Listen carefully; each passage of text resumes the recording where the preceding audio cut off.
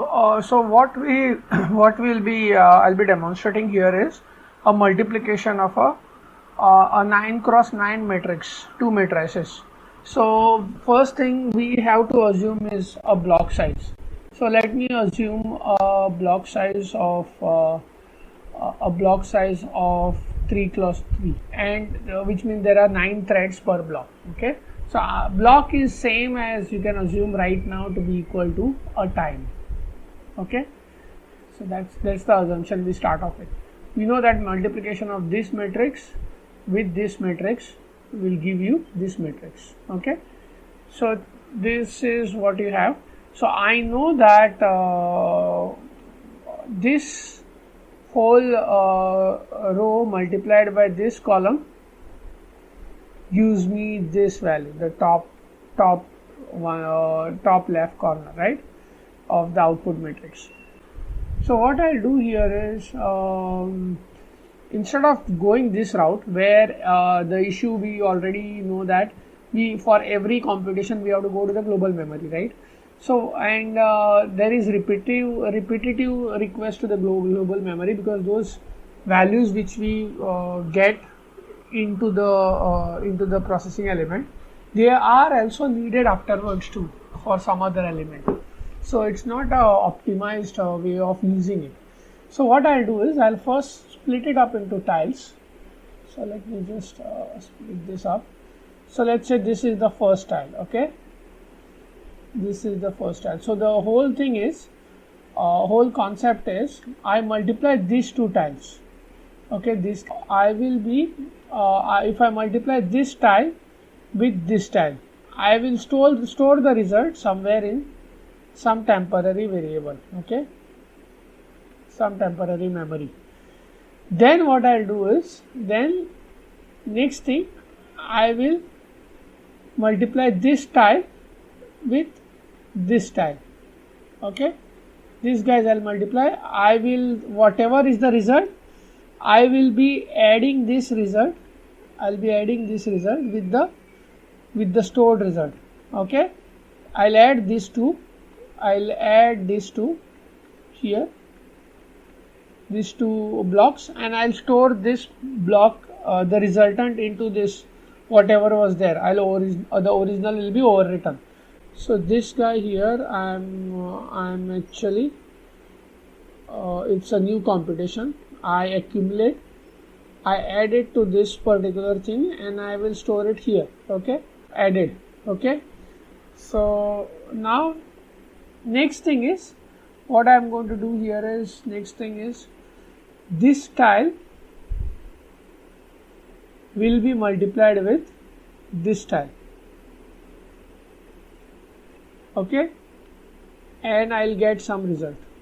Again, this result I'm going to add it to the whatever was stored here, and I will get my result. That result, now all three tiles have been completed, so that result will be my, what I will get is this resultant output matrix.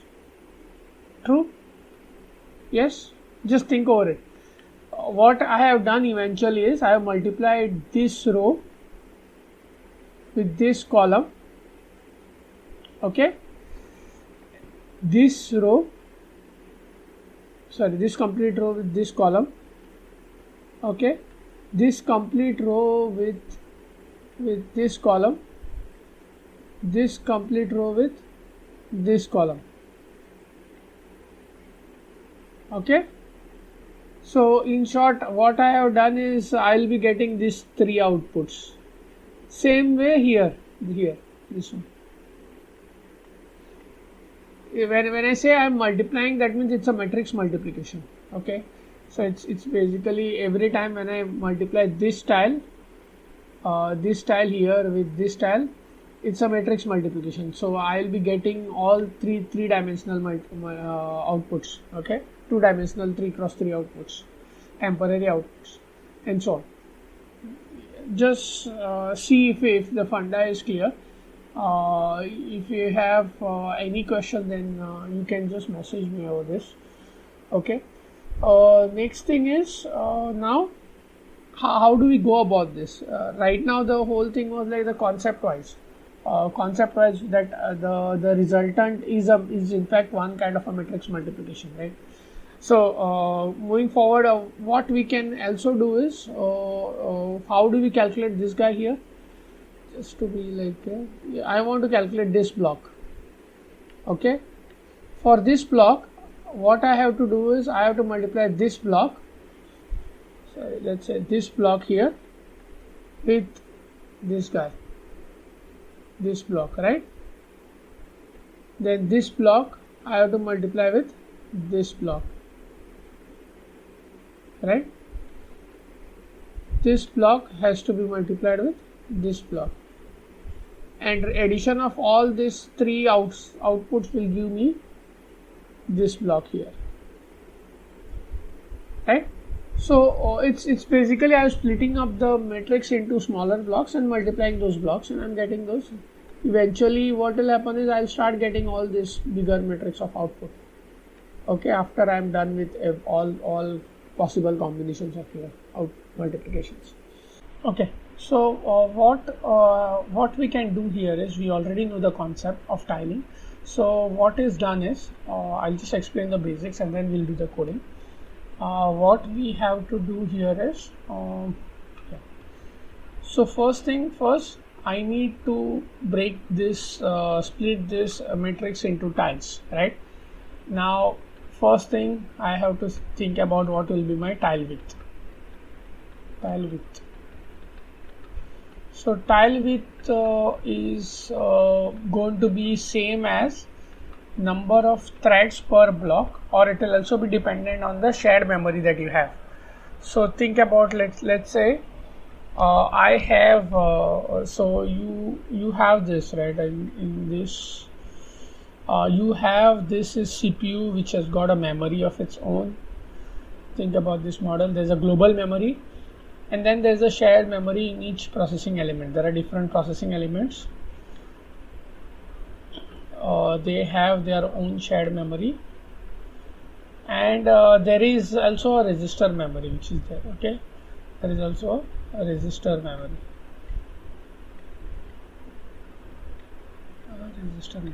So this, let's say, is shared memory. Now the size of this shared memory will also determine your tile width. So the size of this shared memory will also determine the tile width. We'll come to that. Why does it determine the tile width? So right now let's say that the one condition which you have is first condition is that all threads of a block can share data through shared memory. Okay, that's the first condition. Two separate blocks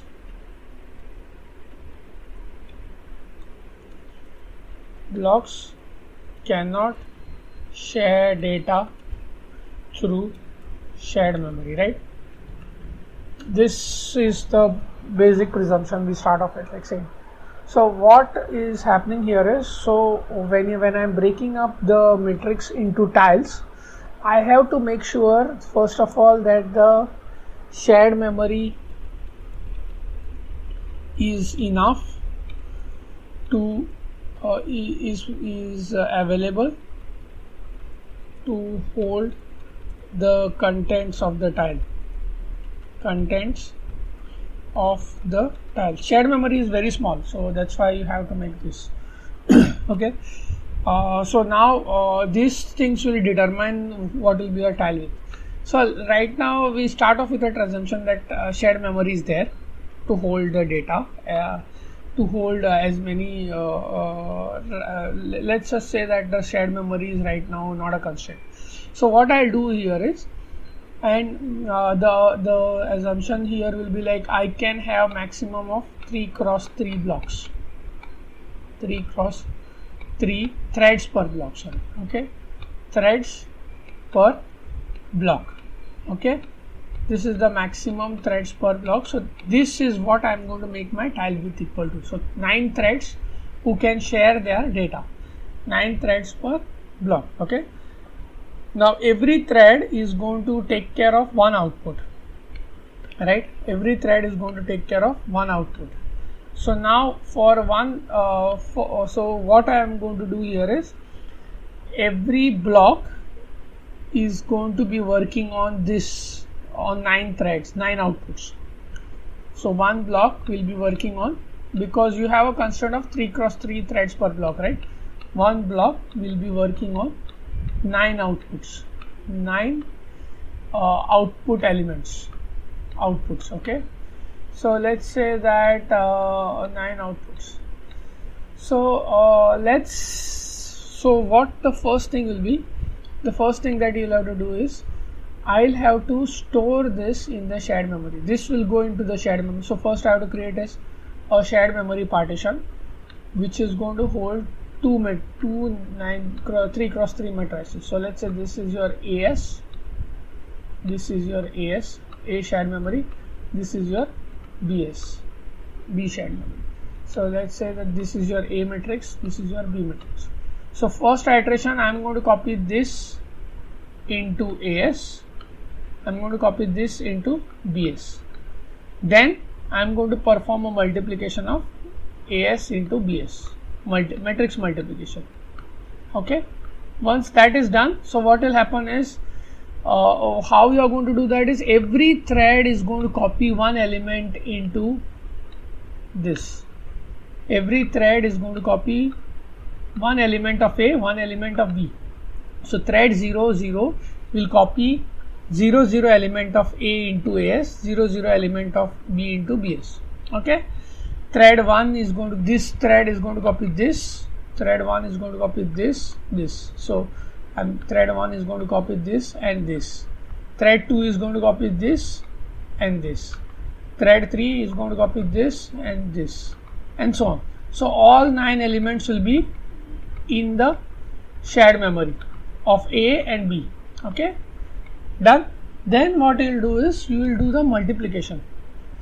So multiplication wise, every thread will be multiplying. When you do this, right, what I am going to do here is I am going to multiply this into this, plus this into this, plus this into this. So thread 0 is going to multiply. So thread 0 is going to multiply this row of the shared memory contents with this column. So I will get, and I'm going to store that value in a register. I'm going to store that value in the temporary register of that thread. This thread, the second thread, is going to multiply this row with this column, and it's going to store it in its own register variable. Okay, so likewise there will be 3 cross 3 9 register variables of one block. Okay, 9 register variables. Everybody is going to store the temporary value of this multiplication. Next, the next thing what is going to be done is this tile is going to be moved into the temporary memory, into the shared memory, and get overwritten on the AS side. This tile is going to, so the block 0, okay, block 0 is what is working on right now. Block 0 first copied this and this, then it's going to copy this tile and this tile into BS.